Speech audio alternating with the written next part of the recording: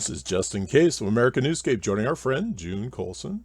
June blogged to her friends, described by many as a great inspiration, lifestyle luminary, comedian, or to us simply a lady who elicits laughs. June hails from Kentucky. She will be sharing perspectives on clean comedy and the simple power of it all. Hello, June. Welcome to America Newscape. Oh my goodness. Hi, Justin. Such a pleasure to be here. And that intro, I feel like I need to go conquer the world now. That was just epic right there. That was awesome. I think you have that ability, actually. And, there was one little phrase in there that I loved the most, and it was family comfort. And that whole thought of that was, I can take my grandchildren, I can take my kids, I can take my grandmother to your show.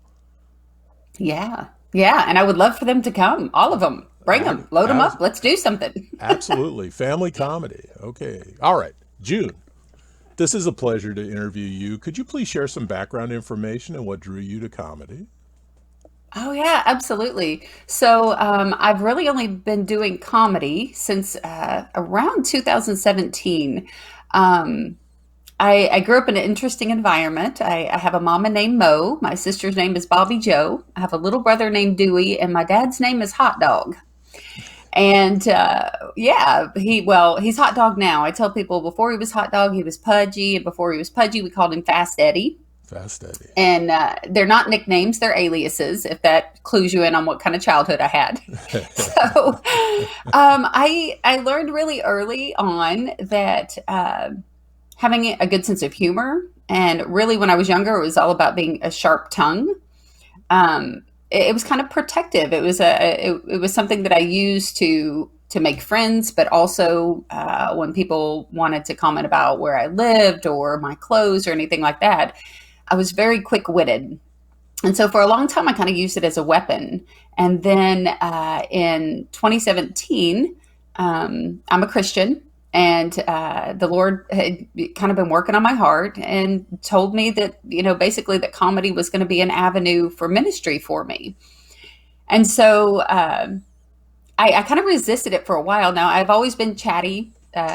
I've always been in kind of performance and arts. I worked in radio for several years when my kids were young. But I had a business. I had a small business that really took off. And so I stopped doing anything really artistic. And so I really thought that was it for me. Like that my radio days and performance days and things like that were behind me. But then God said, no, I want you to do comedy. And I'm like, stand up? Like, really? That's the avenue we're doing.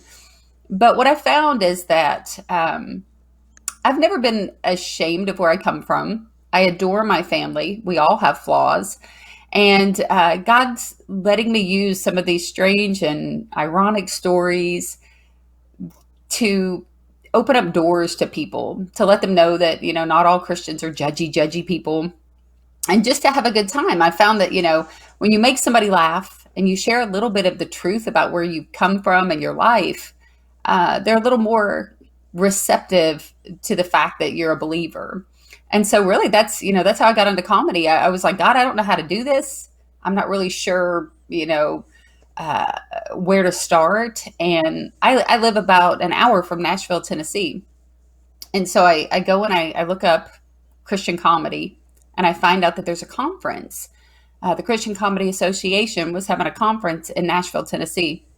And so I just, with nothing written, with just the word of, God, and trying to not sound like a crazy woman who went, Jesus told me to be funny, y'all, here I am. I showed up in Nashville and immediately, I'll tell you this, when the Lord calls you to do something, he's not messing around. He'll start putting people and opportunities in front of you faster than is really considered normal. And so I had mentors just kind of step in and lead me and help me learn to write. And the next thing I know, I'm on stages. I'm going from, audience of 5 to 25 to 250 to 450 within the first few years of doing comedy, which if it's a snail paced game. It takes a long time to develop material. but God just said, this is what I want you to do. And he started making it happen. So it's weird because a lot of people are like, I knew I was funny when I was 5. And I've always been drawn to comedy. It was very shocking for me because seemed so out of the box and abnormal when this is what God wanted me to do. I was scared to death to tell my husband, who was a fire chief, who everything has to be scheduled and regulated and make sense. And I'm coming to him telling him, baby Jesus wants me to, he wants me to go write some stories about you and our children and my family. But he was so supportive, just right out of the gate. He's like, I don't get it. I definitely don't get it. But I see it, because he had seen how I had used humor my whole life to kind of comfort people, to deal with difficult situations. And man, he was on board right away. So yeah, it's an even longer story than that, but Well, that's kind of most of it in a nutshell right there. well, June, we don't need to get it. We just need to enjoy it. And Yeah. I don't need to understand what inspires you to go do what you do, but it's certainly a gift. And I was always that obnoxious, funny kid in school with a sarcastic wit that most people Hmm. didn't understand, and had a grandmother that had that sarcastic wit that most of the rest of the Hmm. family didn't understand. And I was a contest public speaker, and people said to me, Mm. my speeches were funny. People said to me, "You need to get up. You need to do stand-up comedy." But no, I didn't need to do it, and I don't believe I would have been very good at it because I grew up watching Rip Taylor, and Rip Hmm. Taylor would be on the Johnny Carson show, and he had lines that reverberated throughout my family. When the audience didn't laugh, he said, "Tell me what language you speak, and I'll try and find something in between." Well, Right. well, Yes. see, That's right. I grew up with this. So I've envisioned myself being a public speaker. You take control of the audience. Well, in comedy, you Hmm. don't take control of the audience. It's a give and share. And Yeah. I know I would be standing up there. Come on, that was funny. Let me explain it to you. And it just Yes. doesn't work that Yes. way. So Yeah, it can be painful yeah, when they don't react appropriately. And even like for my friends, I tell you, I watched a friend of mine not long ago have a killer set. She was amazing, but like the audience just wasn't going for the ride on certain jokes, and I would just joke and tell her, I'm like, those people didn't deserve that joke. That was brilliant. What you just said was amazing. But sometimes they just don't, sometimes they just don't go with you. So I totally feel that. It is like, I know I got an accent, right? Like, but I am no, speaking the language y'all speak, right? Come yeah. on now. But it happens. I love that. We'll just find that in between. Where's it at? Let's do it. Well, to give the audience an example, Rhonda posted a meme that I thought was hilarious, and it is hilarious. And I put it in front Hmm. of over 12,000 people. And typically they react to all of them. 5 people reacted to it. So I thought to myself, is this complicated humor? And it was your kiss joke.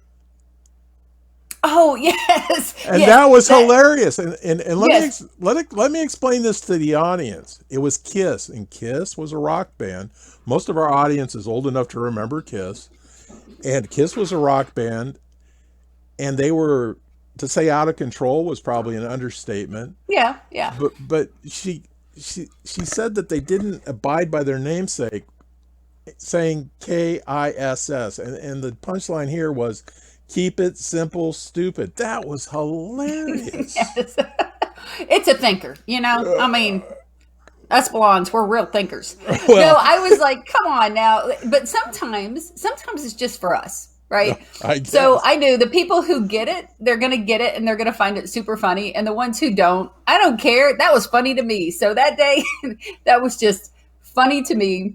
It is what it is. But yeah, it was a play on the, keep it simple, stupid. Yeah. Because I said, obviously, they don't know what their name means. These costumes, the makeup, whatever. And you're right. Yeah, that was one. But I remember being at a ball game when I posted it that night, and a lady there had like commented to me on it. And I was like, you know what? It's not for everybody, but it's for somebody. And it was for her. She thought it was hilarious. And I'm like, high five. We're moving on with our lives. I thought that was funny. It was hilarious. I appreciate it. You and my friend at the ball game, both of you. Right. Well, virtual hugs to her. part of our audience, and we're a little bit longer in the tooth, and we like to laugh, and we like to be patriotic, and we like to, Hmm. and what we don't allow ourselves to do is pick at each other. And we're not a political channel, but they're going to love you, and they're going to love you I because you appreciate bring that inspiration to us. But the joke, and this is an inside joke, if you're part of this page of way too many people, I like to say, welcome to the cool kids table. And what's funny about that is Ah, none of us ever sat at the cool kids table, but mm-mm. now I've promoted Nope. them all to Yep. That's awesome. That's awesome. Aw, I'm finally at the cool kids it. table. Exactly. You said it I would have like a bag lunch with a squished banana and a bologna sandwich in it right now. Like, right. thanks for letting me hang out, y'all. So Oh that's my goodness. that's who we are. And give me some more of your comedy. Give me, I hate to put you on the spot, but give me a joke that we might get. That you might get. Oh my goodness. Okay, so I've been doing just little. The thing is, I'm a storyteller. I do just. I'm learning to put the one-liners in there. So I work every day on writing a one-liner. So that's where most of these jokes are coming from. So yesterday, the day before, I put.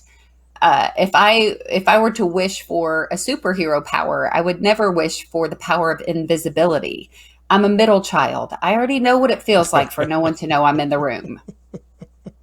That would be one of my memes. Like that'll be coming this week. Joke, one of the joke of the day. Well, So, yeah. yeah. And I would encourage people to follow you on Facebook, because just one chuckle in the morning, laughter is the best medicine. And it's been Yeah. for me, and while I'm doing these interviews, it's very therapeutic. Absolutely. So, Yeah. so if you elicit a smile, a giggle, a laugh, even if I roll my eyes at a bad joke, Yes. it's put me in a better place. Yes. Okay.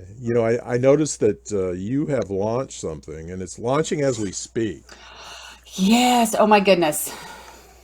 Yep. Yep. Well, Got the well, podcast. well, Got the tell, podcast coming.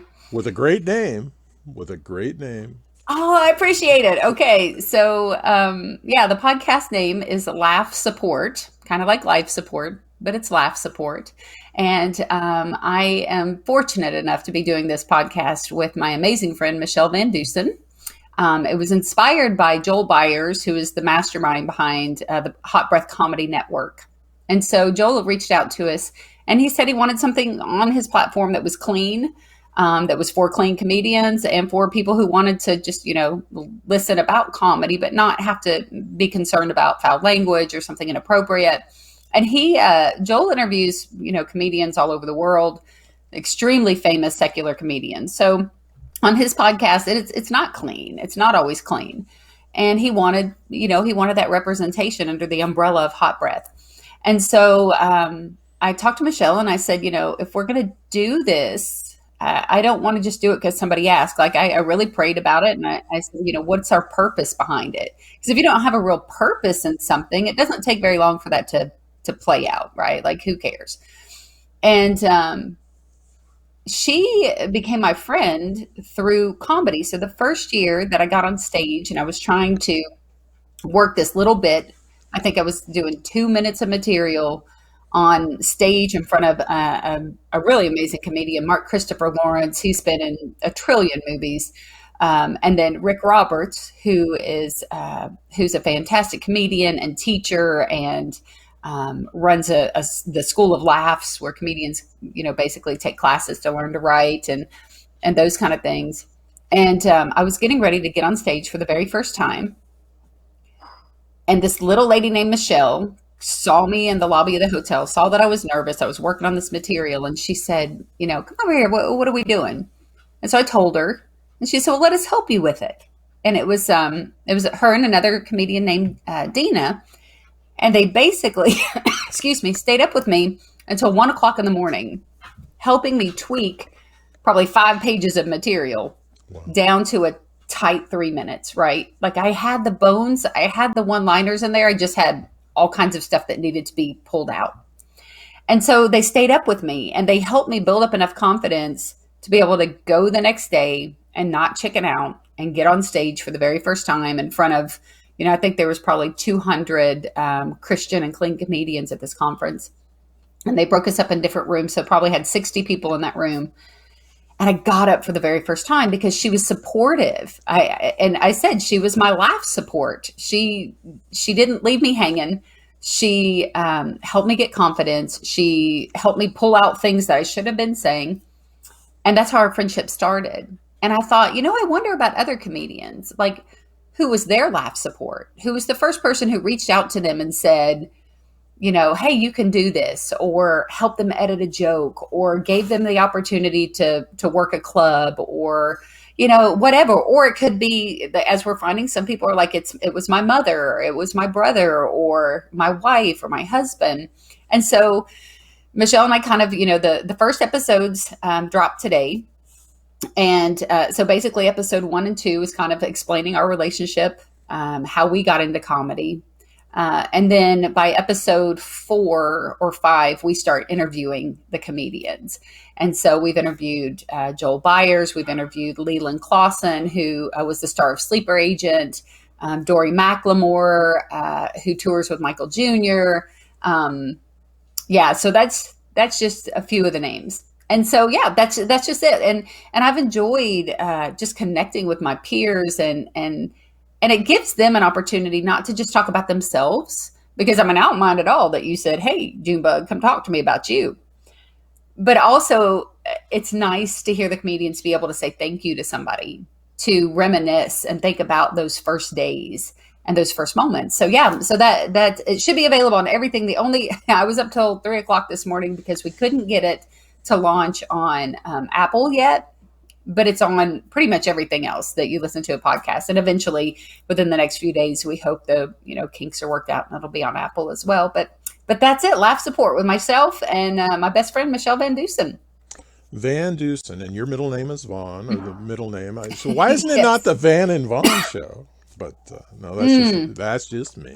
No, this is It could be. But I use her name in my bit as a villain's name. Basically, there's a cheerleader in one of my bits who is not very kind to me in high school, and I call her Daisy Van Dusen. Oh, and so now, in turn, Michelle has a bit about a friend who is basically kind of a dumb blonde character. And her name is June. So so she's my villain and I'm her silly friend. And so, it's fun. I'll take it. Shame on both of you. But no. Let's go back. I have to imagine, I'm not a real fan of big groups of people. But I can imagine that going to a conference of comedians, what do? Go around laughing all day? I have to imagine that laughter's in the hallways and. Oh yeah. Oh my gosh. So it really was, as I got into this group and got comfortable with being there with them and making friends, it really is kind of like the grown-up summer camp where you get to see your friends you didn't see since last year, and we eat together and laugh together. They had breakout sessions where we had classes and stuff. But because it was a Christian Comedy Association, a lot of it was just kind of strength in worship and fellowship. It was being with people that get what it feels like to be alone and get what it feels like to be rejected or not be the person who got the job. Gets what it's like to go on stage and completely bomb, and then the next night feel like, a rock star, and then follow that up with crickets, the following day. Like it really is. It was such a huge thing for me to just, and also to find people that felt like me. Attention deficit is definitely an issue for me.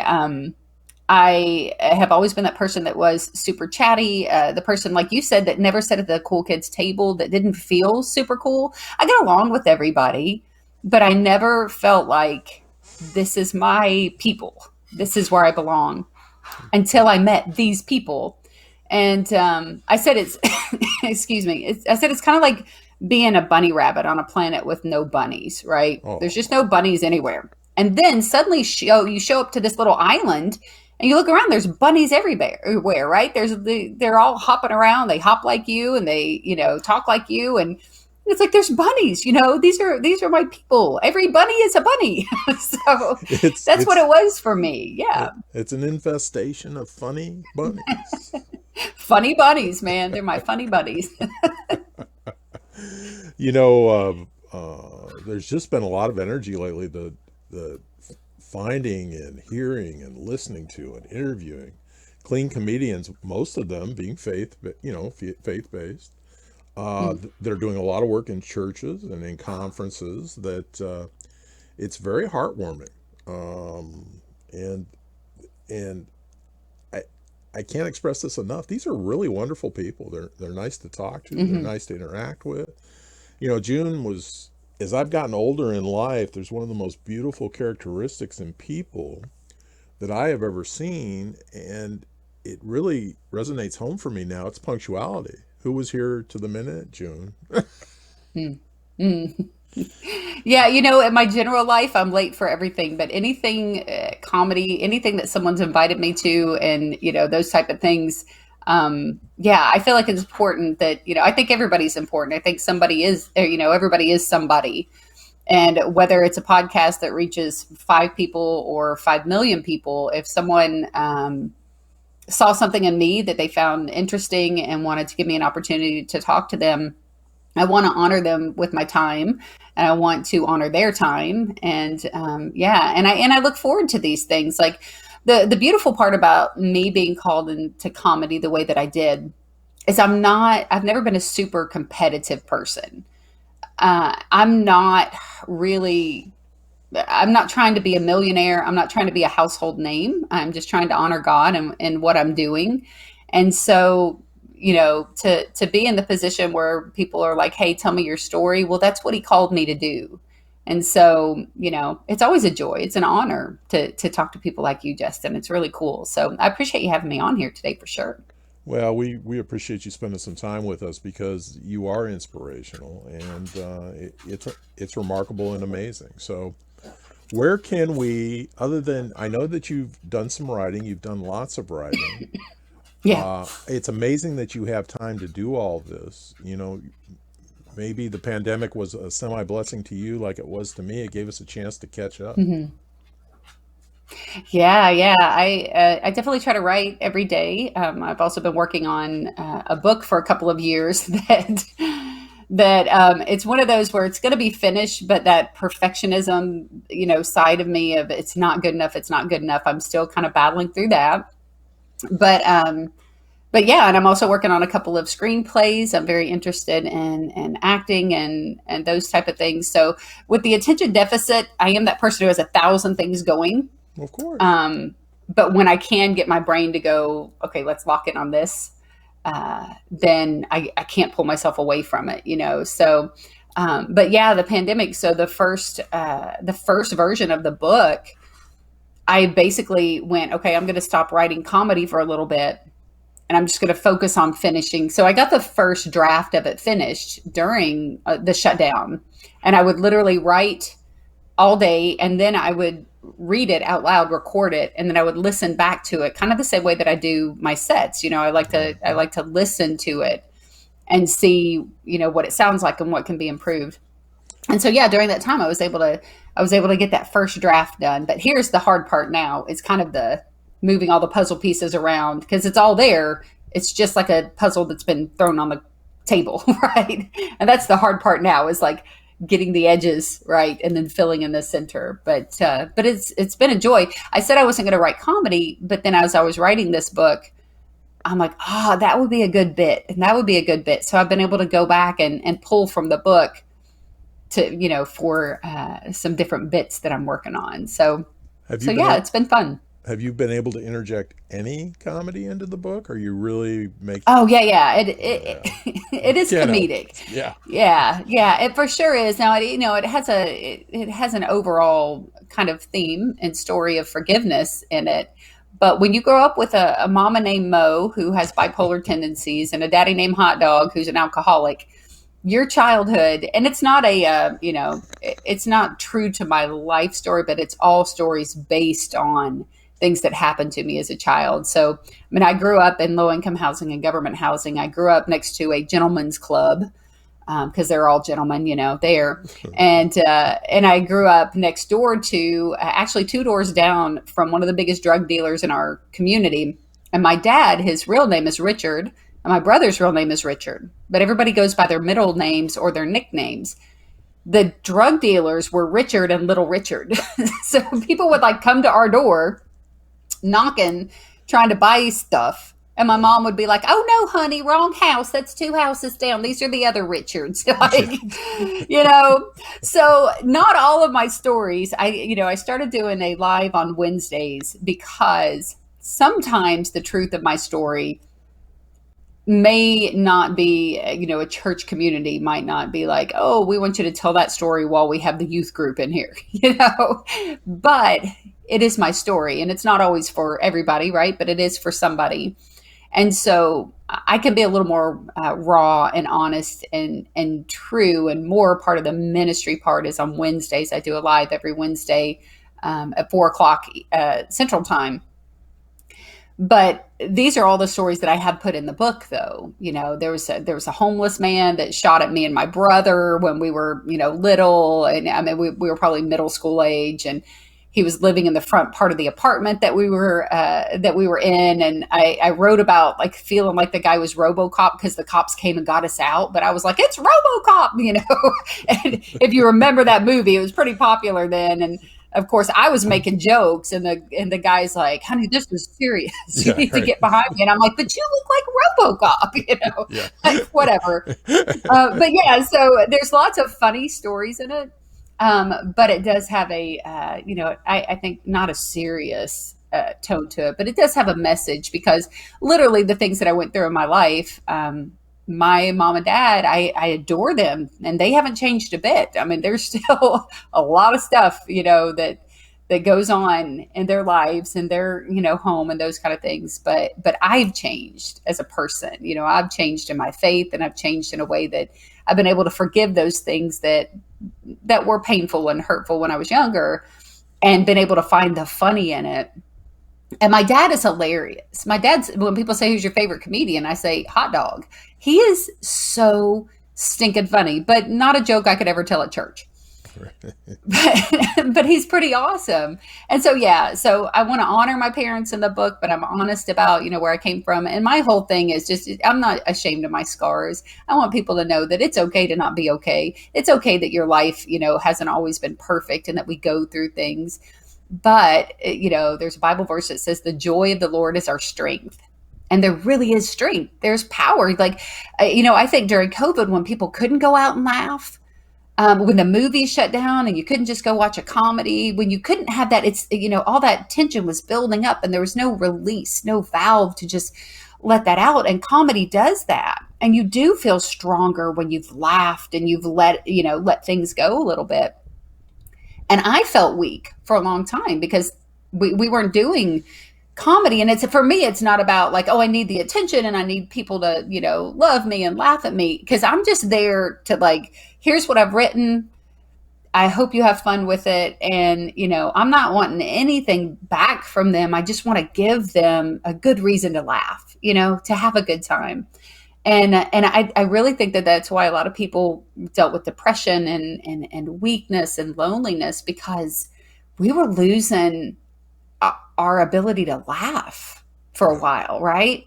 And man, isn't it a pleasure that it's all, it's not all back to normal or whatever normal is going to be, but we are starting to get to do that again. I can tell you that the shows that I've done recently, people have come in like, "Let's do this. I don't care what you say. I just want to laugh. I'm just glad to be out of the house." I mean, I could tell knock jokes, and people were falling off their chair at a show I did in Tennessee. Like, I didn't have to. I mean, I could have just went "Dirk, dirk, dirk, dirk, waka waka waka," and they were like, "Oh, she's hilarious!" And I knew I wasn't, but it was so fun. But in Tennessee, it was so fun. But in Tennessee, that would be considered very funny. Maybe they like the waka wakas.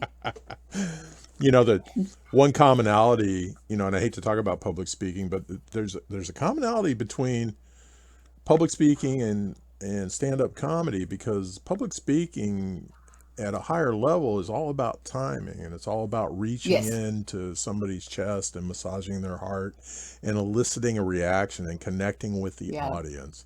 And that's what you great comedians do. You know, you connect with us on our own level. And anybody that believes that they don't have issues, or Mm. they're deluded. I mean, we all have issues. Yeah. We all have things that we need to endeavor to work on. And even if that's a Mm. life's work, there's nothing wrong in that. Well, I think when you said in public speaking, for sure, what I learned in comedy probably about a year in was, okay, they're listening to you and they're listening to you in your public speaking. But when you've really done a job, when it really goes well, it's not when they're thinking about what you're saying in your story. It's when you ignite their story in their head, Yeah, right? yeah, So exactly. when you bring something up, so I'll tell stories about my youngest son. By the time he was 12, he had been to the ER 13 times. Oh, jeez. And I talk about like these bizarre accidents he had and all of this stuff. And I found that especially like in women's conferences, they would want to come up to me later and they want to tell me their story. They want to tell me about their 12-year-old with an airsoft pistol who shot holes all through the drywall in their brand new house, right? Like they're like, let me tell you what my kid did. And so it wasn't that they weren't listening to me; they were hearing me. But it also they had a good time because it brought up these memories, these fun kind of moments. When I talk about my daddy hot dog, like us not having the money for electricity in June, but by July he had the back of the El Camino packed with $1,500 worth of illegal explosives so that he could do the trailer park pyro show. Right? People would come up and be like, "Oh my gosh, I knew a guy like that," or "My uncle was that guy," or and so it's not just my story that they're hearing, it's when it kind of draws up like their personal story too, which I think is like the coolest. And I think to me, I think that's when you've really connected. And in public speaking, when you can draw people along and they're hearing you, but they're also connecting some dots in their own lives, man, that's when you're truly successful. But it's more than that, June. What they've done is they've let you into their heart. Hmm. They've taken your Yeah. words and they've let you into their hearts, and they've come back to you and trusted you with their story. And Hmm. for a lot of people, that's a difficult thing to do. And I think that Yeah. kind of resonates why I believe you people are the greatest therapists on the face of the earth. Yes. I appreciate that. I wish I was making therapists pay. That would be great. Pay me like I'm a doctor. Well, That'd it be may awesome. happen. If you're not careful, it may Maybe. happen. In a shortcoming of mine when I got up and when I was a teenager during the youth movement, when all these corporations were throwing prize money at teenagers Oh yeah. for speaking contests, Yeah. when I got up in front of an audience, I didn't care how they reacted because Mm. I had the microphone and they had to listen to what I have to say. And see, Mm. that was my method of undressing the audience. Yeah. So if I Yeah. had been a stand-up comedian, I wouldn't have cared if you laughed or not because Right. Yeah. they, Which is not a bad way to be. Like, because they gave me 15 minutes. yeah. Yeah. Well, and I tell you, I think that's why maybe I haven't gotten like completely. I mean, I get in my head, and it's hard not to. Comedians are constantly being compared to each other. They're constantly comparing themselves to each other. Wherever you are in the lineup, people are going before you, so you can't help but watch and listen and those kind of things. But it really is for me a great freedom to go. I mean, God told God told me to do this, so even if I fail at it, I'm still doing what he asked me to do, so I'm still honoring him and knowing, having good people around me, veterans and people who are just fantastic, and be able to say, oh man, this set didn't go well this night, or to let me know, like, it doesn't matter how long you've been doing this, how hard you work, there are just some nights it doesn't work out, and that's okay. That's all right. Sometimes it's just not going to. That doesn't say anything about you personally. I mean, there are some sets that would make you just go, you know what, I'm never going to do this again. But I've never felt that. I don't feel the pressure to be anything but who I am most of the time, and hopefully we have a good time together. And if not, I just think I said, it always kills me. I did a comedy club one time, Friday night. It was amazing. Just best audience ever. We had so much fun. The next night, exact same club, exact same set. And this man was in the front row like this. You always see that guy the whole time. His wife had her back kind of turned. And I thought, they've probably been in a fight. Like they've argued with each other on the way here.